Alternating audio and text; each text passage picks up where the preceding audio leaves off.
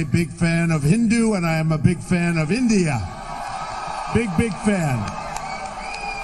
कि आलमी ताकतें इस दरिंदे को रोकें, मुफादात के नाम पर अगर इस दरिंदे को खुली छूट दी गई तो फिर वो दिन दूर नहीं है जब नरेंद्र मोदी के जो इंतहा पसंद हैं वो हर मुल्क में दहशतगर्दी की आग लगाएंगे।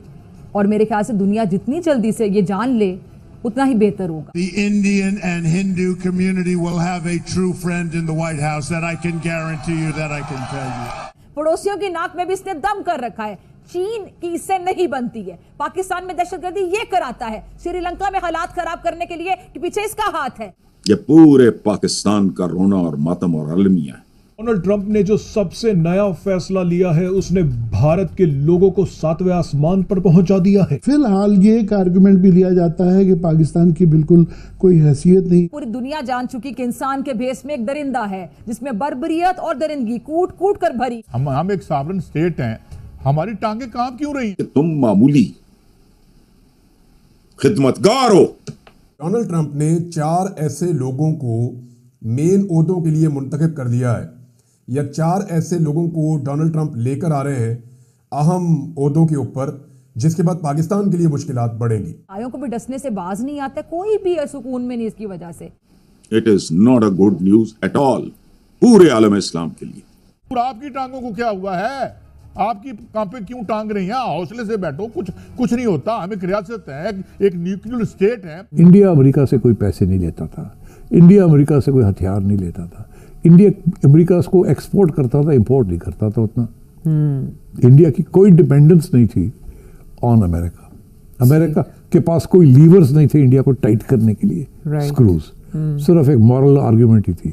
और इंडिया दिन ब दिन बड़ा मुल्क होता जा रहा था।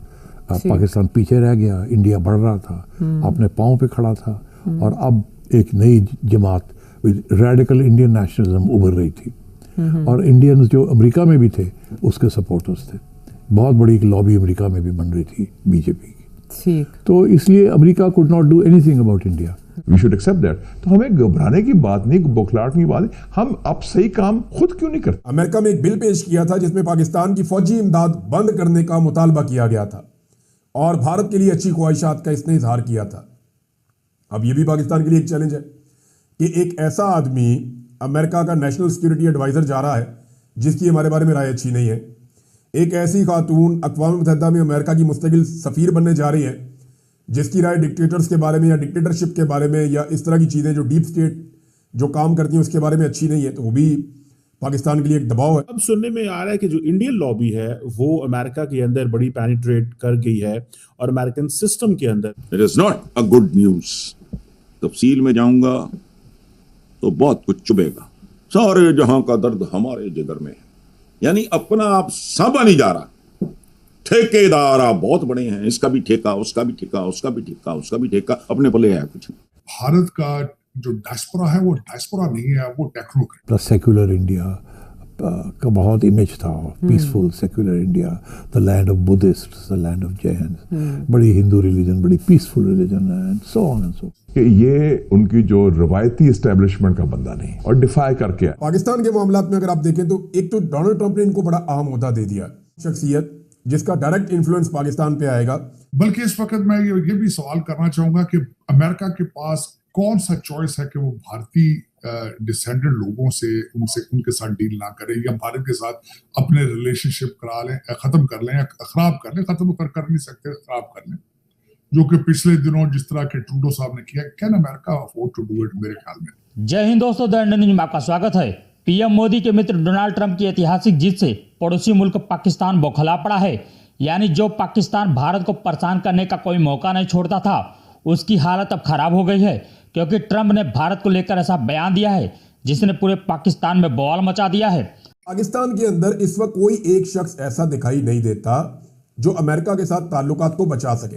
नाम लेना चाहूंगा, उषा वैस है, जेडी वैस की वाइफ है, मिसेस बेबक रामास्वामी है।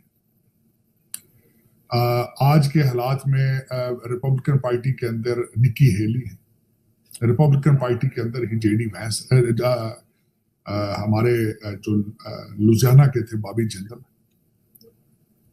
अब उसके वर्ल्ड बैंक के हमारे जो सरदार साहब हैं, उसके बाद माइक्रोसॉफ्ट है, गूगल देखें, एप्पल देखें, ये सारे घेरे आसपास के जो है, ये मुझे बताएं क्या चॉइस है अमेरिका के पास? क्या do you have any choice? They don't have any choice. बल्कि मैं यहां तक कई दफा एक्सट्रीम में जाता हूं कि अमेरिका को इस वक्त भारतीय टेक्नोक्रेट्स चला रहे हैं। भारतीय बड़ी बड़ी जो टेक कंपनियां हैं वो बिल्कुल तनख्वाह भी अमेरिका जैसी देते हैं और उनके पैकेजेस भी अमेरिका से अच्छे हैं।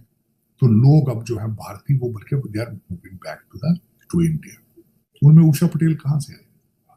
उसमें काश पटेल कहां से आए? उनमें विवेक रामास्वामी कहां से आए? निक्की हेली वहां से किस तरह प्रोड्यूस की जाए? बॉबी जिंदल कैसे बनेगा? आपको बता दें कि ट्रंप ने अपने पिछले कार्यकाल में भारत का खूब समर्थन किया था। अमेरिका में ट्रंप की ऐतिहासिक जीत से भारत के दुश्मनों की हालत खराब हो गई है, क्योंकि ट्रंप ने अपने पहले कार्यकाल में चीन और पाकिस्तान को प्रायोजित आतंकवाद के लिए खूब लताड़ा था। इतना ही नहीं, ट्रंप ने पाकिस्तान को अमेरिका से मिलने वाली आर्थिक सहायता भी रोक दी थी और चीन के साथ ट्रेड वार की बात की थी। अब एक बार फिर ट्रंप के आने से भारत के पड़ोसी देश चीन, पाकिस्तान और बांग्लादेश में काफी बेचैनी देखने को मिल रही है। इस समय पाकिस्तान की आर्थिक हालात बहुत खराब हैं। ऐसे में ट्रंप के एक कठोर कदम से पाकिस्तान का कंगाली में आटा गीला होना जैसी कहावत चरितार्थ हो सकती है। आज के लिए बस इतना ही। वीडियो कैसा लगा हमें कमेंट जरूर बताएं। चैनल पर नए हैं तो लाइक, सब्सक्राइब और शेयर करना न भूलें।